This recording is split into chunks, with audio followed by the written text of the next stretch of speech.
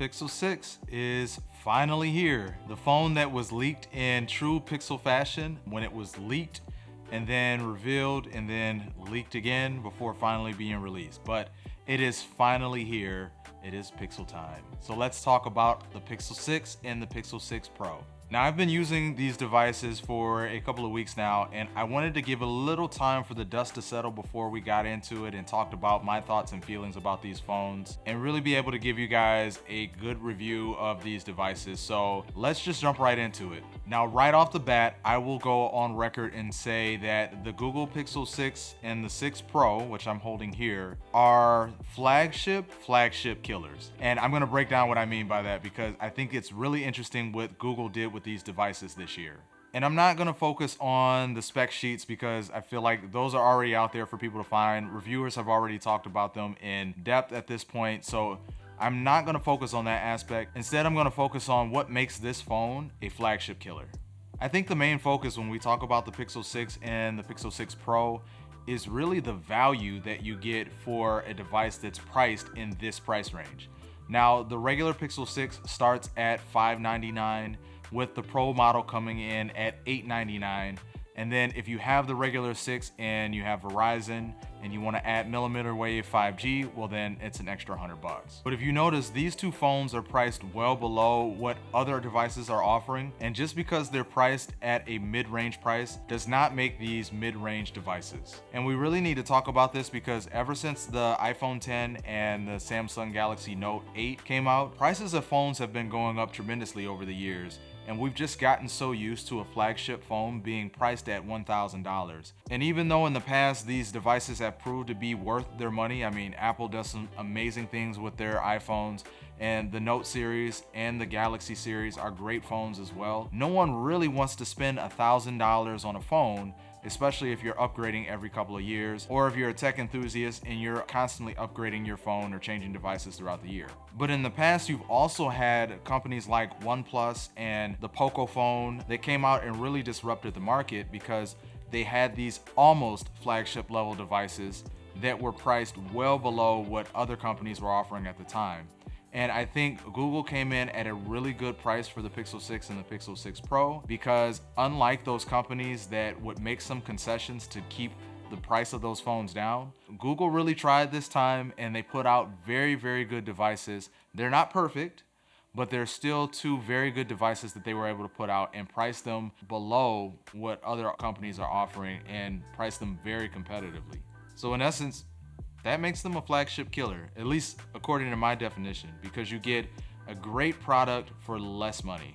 It's almost as if Google said, hey, hold my beer, and made two devices that really make you question whether we should be spending $1,000 on future phones or future products. Let me know down in the comments, after seeing the prices of the Pixel 6 and the Pixel 6 Pro, are you willing to go back to spending $1,000 on a phone? But moving on, let's talk about the design. Now, I've talked about it through and through as it was leaked and shown off in the past, but I really like the design of these phones this year. I've also been a fan of the Pixels in the past and their design, that minimal, more utilitarian look. But I also like this phone because it stands out as something different. It doesn't look like any other phone on the market. I'm pretty sure that Google did that on purpose. But we have to talk about a sore spot with the Pixel 6 Pro and something that just really kind of bummed me out once I got it in my hand. Now, it is a large phone. I have no problem with it being a large phone. I have larger hands. I had the Pixel 4 XL before and the Pixel 2 XL, and those have been fairly large devices. The main issue that I have with the design on the Pixel 6 Pro is how glossy and slippery the device is. I mean, when I first got it out of the package, I could not hold onto this phone without it sliding out of my hands. So I ordered a D-brand skin. I stuck it on the bottom half. Let me know what you guys think. If you like that matrix look on the bottom with the kind of dual tone on the top, I really like it. Let me know what you think down in the comments. But yeah, the fact that I had to do that, yeah, glossy was not the way to go. I really do like the way that they did the Pixel 6 with the matte side rails, and I'm fine with the glass back, but it almost felt like with the Pixel 6 Pro, you have to put a case on it, otherwise you won't be able to hold on to that phone. So go ahead, slap a case on. I got the Pixel 6 Pro case straight from Google, the translucent case. It works good enough. It's not the tightest fit, but it does get the job done. All right, so I mentioned that these are larger phones. I mean, we have 6.4 inches on the display for the regular 6 and 6.7 inches on the display for the Pro model. Not really a huge issue for me. If you are used to smaller phones, coming over to a larger device like this may take some getting used to, but I'm still able to get it in my wireless charger in my car. I've gotten used to holding the device. It only took me a couple of days. It still fits in my pocket just fine. The only caveat that I'll add to that is just be careful taking it in and out of your pocket, because the camera bump sometimes could get caught on your pocket as you're pulling it out, and you don't want to accidentally fling it across the room or drop it on the sidewalk. I mean, it is glass after all, so just be mindful of that. But I feel like this is kind of a sweet spot for me personally. I know a lot of people are not going to like big phones, and that's totally fine. If that is you, definitely go with the Pixel 6 because it is smaller than the Pro model. Now, if we turn the device around and we focus on the screen, I gotta say that both screens look great. I really had a hard time choosing which phone I was gonna keep as my main daily driver, because although the Pixel 6's screen is a 1080p 90 Hz refresh rate display, it looks really good. And when I compared it to the Pro model, which has a 6.7-inch Quad HD display, I believe at 1440p, along with 120 Hz refresh rate, I really couldn't tell the difference when using it between the two. So if it comes down to money, or if you don't want the larger device and you're worried that the Pixel 6 screen is not going to look as good, don't worry about that. They both look absolutely great. They get plenty bright during the day in bright sunlight. Like, I didn't have any issues. And another thing that I really like about these screens, they get plenty dim. And then the fact that in Android 12, Google added an extra dim feature allows you to turn down the brightness level on that display even more. It's really a winning combination there, and it has a lot of versatility in that display. Although it's not as nice as Samsung's displays or the iPhone's display, it's still a really, really good display, and Google overall did a good job. All right, let's talk about the performance. So this phone performs really, really well. Both phones are fast. They're rocking the same Tensor chip, which is Google's custom SoC that they worked with Samsung to develop this year. I haven't had really any issues with slowdown. They open apps very quickly. And with 12 gigs of RAM on the Pro model and 8 gigs on the regular 6, they hold apps in memory just fine. There's no problems there. The only issue I've had with performance is primarily the fingerprint sensor. And it's not a terrible fingerprint sensor, but it's also not great either. I really wish they would have went with an ultrasonic under display fingerprint sensor instead of the optical sensor, because it's not always accurate and it's not the fastest one out there. Now, I came from a Pixel 4 XL, which had face unlock, but when having to wear a mask, having face unlock was not very, very beneficial. It became so much of a headache. So I am glad to be back on a device that has a fingerprint sensor. I just really want them to polish out some of those bugs with it. Now, I have had some success with improving the accuracy by turning on increased sensitivity mode, which is under your display settings. And I noticed that after I finished the initial setup and I added additional fingers, separate fingers, that those worked way better than the initial one that I registered when I set up the device. So you may have to go back and re-register some of your fingerprints. And Google did push a software update out on the day that these phones were released, and it has gotten noticeably better since then. I also did experience a few bugs here and there, but I think they're more related to Android 12. I've been using the beta since earlier this year, and those bugs have been present all throughout Android 12's development. It seems like Google is still working on those, and hopefully they're able to iron these small things out with future updates, but they are not game changers in the sense that make the phone unusable. It is still really, really fast, and it operates and runs really, really smoothly outside of those small things. Battery life, battery life. I'll really briefly touch on battery life. I'll say that my battery performance on this phone has been great. I'm not going to tell you what the metrics are. I actually just did a video about how I measure battery performance and battery life, especially on this phone. But to sum it up, it's been perfectly fine. It's been great. I haven't had any issues. I know some people have, but that's not the focus of this video. If that's something you're concerned about, that has not been my experience.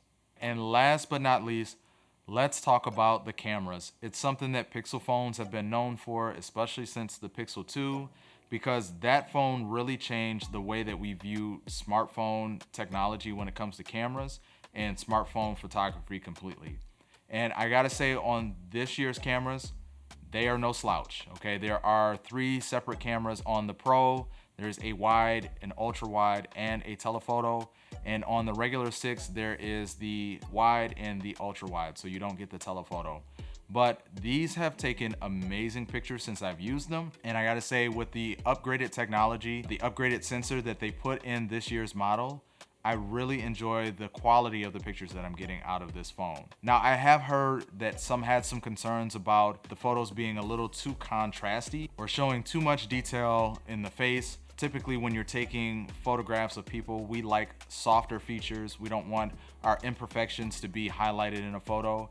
And out of the box, your phone's not gonna do that. It's gonna show a very pixely-like photo.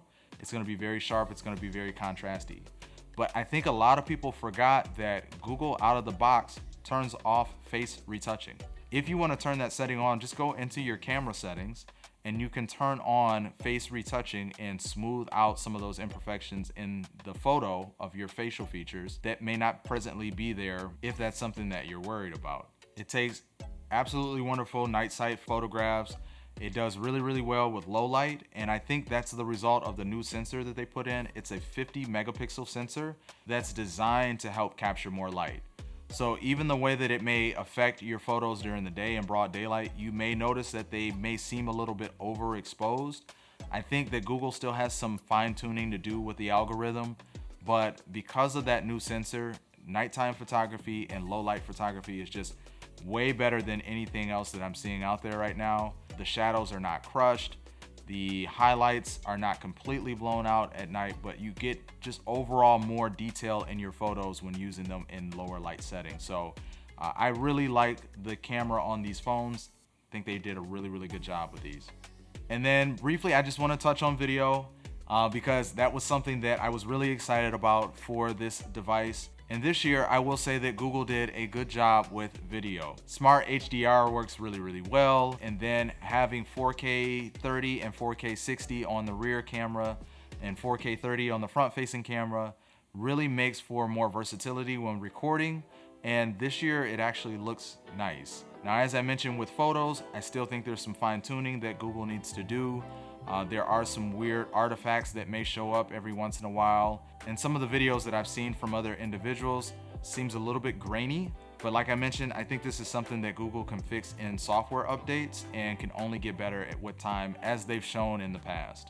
So my overall thoughts and opinion on this device is that Google made a really good phone this year. It feels like a completely new product. It feels like a really good refresh.